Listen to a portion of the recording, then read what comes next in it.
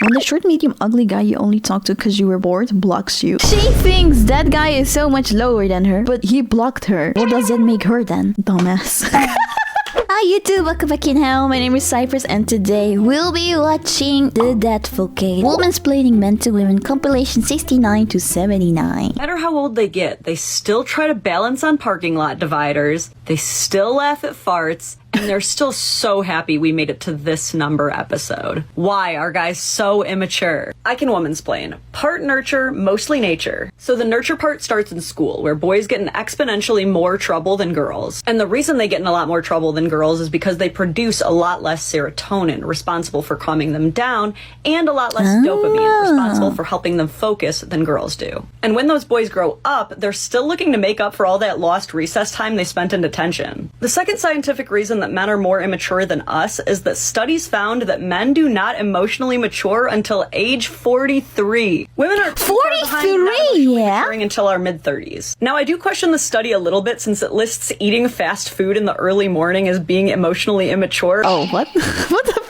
does it have to do with it? Okay. But I'm still willing to buy the results. And this isn't entirely a bad thing. There are benefits to being immature. Studies found that immature people are more curious, more willing to change, can be more unpredictable, and most importantly, have a better sense of humor. Better sense of humor. Humor always good. I once read somewhere, it is the atmosphere of immaturity in which change and progress thrive. It can be aggravating sometimes, but life is about balance. Let's face it, you'd be a crusty, miserable old hag if you didn't eat fast food for breakfast sometimes. I have to say, I'm very confused about how that is immature. I'm like, okay, so the times that I ate fast food in the morning, that was me being immature. Okay. You don't need them this tall. Oh my god. How tall is he? Or how small is she? Alright, I'm not a very religious woman, but if there is a God, I do not think he made that man for you. I get that most girls want a guy who's a little bit taller than them, and everyone's allowed their preferences, but girl, if he's over 7 to 8 inches taller than you, you're just being greedy. You ain't leaving no Richard for the tall girls. I find that a weird take though when girls say that, like, oh my god, you're so small, you're stealing all of the tall guys. I'm like, how the f are you stealing? Love still requires two people. Even if she wouldn't go for that tall guy, who says that tall guy would fall for you? A weird take, honestly. At eye level with his one-eyed monster, he's too tall for you, bro. If he has to bend down like a water crane just to kiss you, he's too tall for you, bro. Maybe they like it. Maybe they enjoy it. System of dating. Maybe they enjoy it. Over a foot taller than you has got to be against girl code. Ladies, just be real with your height preferences and quit being so extra. I do think some women are too exaggerated with the height preferences for guys, that they have to be that much taller than them before they even start thinking about dating them. But I also find it weird for women to shit on girls who have a boyfriend that is way taller than them. I find that super weird. I don't like that at all. Average man is 5'9". So on average, most guys are already going to be floating around half a foot taller than you. So unless you regularly wear over 5-inch heels, which look like this, by the way, you're not going to have an issue dating a guy only 5 inches taller than you. And unless you somehow forgot how cute Zendaya and Tom Holland are, it's not a problem if he's shorter than you anyway. Yeah, I do think that. I do agree with that. I don't think there's any problem with you being taller than the guy. Want a man over 6 foot tall. Why? I don't know why that specifically is though, because like if you have my height, you're like 150 centimeters. Almost every guy is going to be taller than you anyway. Why does it have to be 6 foot specifically? Like for a lot of girls, it has to be 6 foot specifically. Well, a lot of guys that are under 6 foot are also already taller than you. So why specifically 6 foot? You know it doesn't mean he comes with more life insurance, right? Could also be more shitty. In the Google, being tall can damage your life insurance. Well, shit. The point is, at the end of the day, you need a tall man like men need skinny girls. You don't. Quit being superficial. True, but I also think women should stop being so salty when they see a small girl with a tall guy. I think you need to stop being so salty because, like, girl, even if she would not be with that guy, who says that guy would want to be with you? Stop being like that. That is, like, disgusting. 3 of the biggest lessons I've learned being with the same guy for 10 years. 1. Women will forever resent how little men need. Y'all have 3-in-1 shampoo. Our haircuts cost $60 to $300. No, just don't go to the hairdresser. If you learn how to do it yourself, then you don't need to pay anything. That's what I do. 2. It's his house too. It doesn't belong there just because you decided it belongs there without ever having a conversation with him and him agreeing that it also belongs there. And 3, 9 times out of 10, he didn't do it to piss you off. And the 1 time out of 10 that he didn't know it would make you that mad. Okay, ladies, let me womansplain something about guys. If a man ever asks you, are you sure? What he's actually saying is, what you're about to do is very stupid. That makes sense. He knows he can't say that, so this is his polite but firm I do that too. When I don't want to hurt someone by saying like, I don't think that's a really good idea. I think that's gonna end up wrong. I'm like, are you sure? With autonomy comes accountability. And if you do the thing you were thinking of doing, you can't say he never asked if you were sure about it. He's just trying to low-key save you, dude. Here's a familiar one. POV, when you tell your husband you need help, so he starts helping.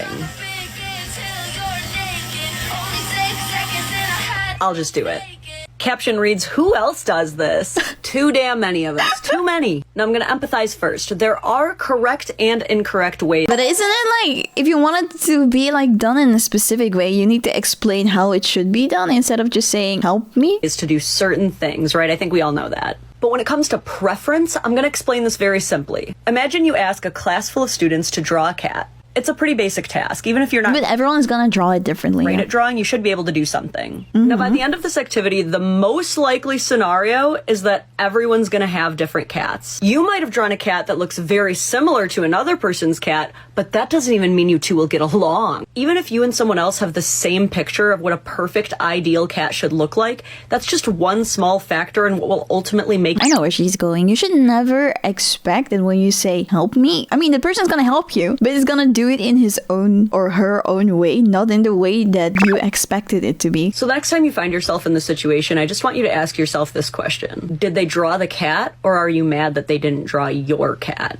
I'm just saying, it would be a really boring world if we didn't have a bunch of different kinds of cats. If you want stuff to be done in a specific way, either one, do it yourself, don't even ask for help, or two, explain it to them how to do it before they do the thing. Thing about men, ladies, every body is somebody's type. I'm serious, that's why I don't care for this high value, low value stuff, because it's all so subjective. I always feel like there will always be someone somewhere who will like you. Oh, you're insecure about your weight? I cannot unhear a man telling me you're not a lady unless you're over 280. What is 280? I used to hate my nose until I had a few guys tell me that aquiline noses are their favorite, and I'd never even heard it sound so pretty before. For some guys, they recognize romance as your love language. Some guys recognize sarcasm and roasting as your love language. Even materialistic girls. Some guys prefer the exotic types because they're sick of basic bitches who order mac and cheese at 5-star restaurants. It's me, I'm bitches. You are for sure not gonna be everybody's type, but as long as you got a good heart, you are somebody's type.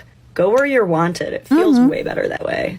Ladies, when you break up with a man, for the love of God, please tell him why. I mean, also guys also sometimes just break up and don't tell you why. If you break up with someone, just tell them why, because what the The real reason why. You are not doing these guys or any of the women they interact with in the future any favors when you give them this vague crap like, I just think we're better off as friends, or the timing's not really there right now. Assuming this is a standard breakup and not an escaping a bad situation thing, if you are escaping a bad situation, lie. Lie as much as you want. But if he is a guy that you have even the tiniest shred of respect for, he deserves to know the truth. No matter how absolutely justified or bogusly superficial, he deserves to know the real reason he's getting dumped. Look, if it's that you found someone else, just say that. If it's because he comes at you to kiss you with his tongue already out like some kind of face sucker, I mean, it sounds funny, but sometimes it is a reason, I guess. because he's either going to learn something that he can do better or differently, who to avoid based on unchangeable qualities, or he'll simply get closure, which goes a long way.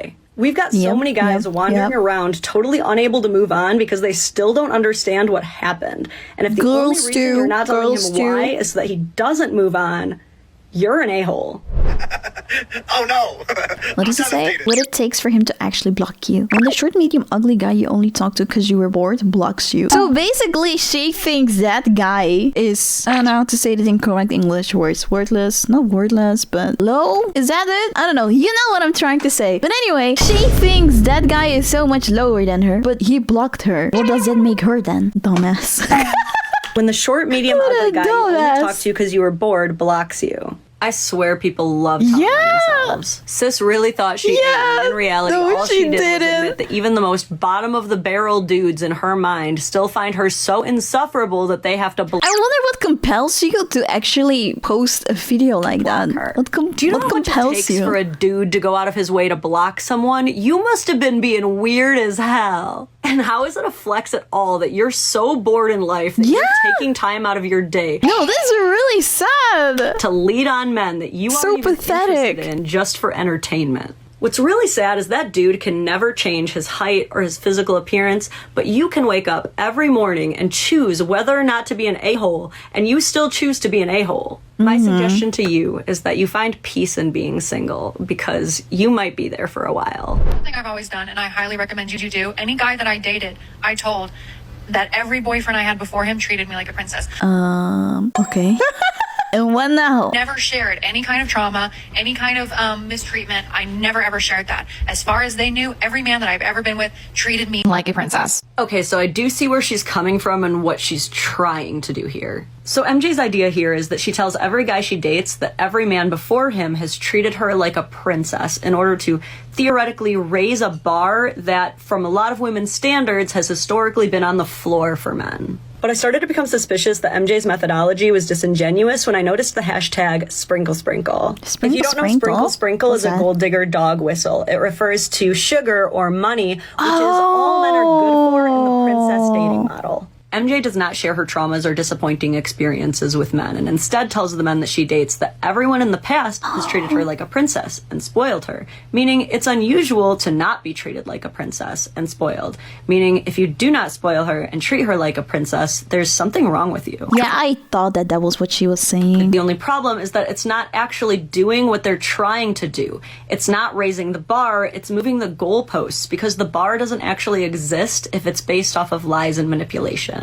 The truth is that men already get such a sense of fulfillment out of treating you like a princess when you're grateful for it, not when you just expect it. If you're still not understanding how this is harmful, let's look at how it sounds when men use this tool. Oh, you don't want to go on birth control? Every other girl I've been with has gone on birth control for me. It's kind of lame. You're not down to hook up 3 times a day, every day. Literally no one else I've been with has had that issue. That's a you that's problem. crazy. No. Dinner's not ready?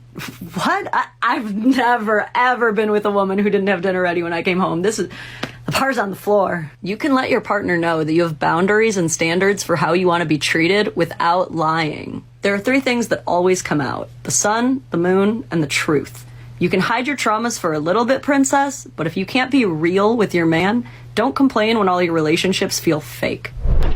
Come on this adventure with me. One time I asked my ex to start opening my door because it helps me feel loved, and he refused. One night around 10:30, we got done at the gym and I didn't get in until he opened my door to set my boundary. He drove off without me instead, so I was standing there alone. When he drove back around, he asked me to get in the car and stop being dramatic, and I did. I made him take me home and I ghosted him because him losing me is the consequence. What the I told him how to love me and he refused. All he had to do was open my door. I don't know what else to say. What the hell? Let's get into this. I totally get the girl boss vibes here, okay? I do. I don't think there's anything wrong with setting high standards for yourself, and I No, but I find it weird that you're expecting the guy to open every single door for you all the f***ing time. My next question is, how many times are these new boundaries going to be set? You literally wouldn't get in the car unless he opened the door. That's a demand. Does it even feel good? Does it feel good? I would feel not good if that guy only opened the door because I demanded it, not because he actually wanted to open the door for me. Not a boundary. Because I gotta be honest, I gotta flip this around a little bit. I think he was the one setting a boundary with you. I'm just gonna say it. If he would have let her get away with that little tantrum, because it was being dramatic, I actually wouldn't have come back, honestly. If I was the guy driving, I would have left and I would have never returned. that would have only been the start of her new boundaries. Because next up it would have been, I told my man to start rubbing my feet to help me relax at night. So Oh, shit, I don't yeah. get into bed until he does that. Suddenly it's, I told him I want $100 a week to spend on myself so I feel cherished, and I will not even look at him until I see it to set my boundary. Let's be so real. It would have never been as simple as him simply opening that door. This right here, gentlemen, is a give a mouse a cookie ass woman. Some of you may have read this as a kid, but If You Give a Mouse a Cookie is a book about how if you give a mouse a cookie, it's not just going to be enough. He's also going to want a cup of milk to go with it. By the time he has a cup of milk, he's also going to want a piece of paper and a crayon so that he can color. And then he's going to want a magnet to put it up on the fridge. Long story short, the mouse is always going to want Keeps wanting more. And that story doesn't end with the message, all mice are bad, or this is why we don't let mice into our home. It ends with setting a hard boundary with that mouse so that you can continue on with the relationship. But there's a difference between setting a boundary and being a brat, and this is where boundaries go both ways. Sounds like you both found each other's, but if I had to pick a winner in the breakup, it's him. Hi, thank you so much for watching. If you liked it, please don't forget to give a like to the video and subscribe to my channel. I also stream live on Twitch and on YouTube, so follow me on Twitch or just turn on the notification bell on YouTube to know when I go live. I hope to see you there. Bye!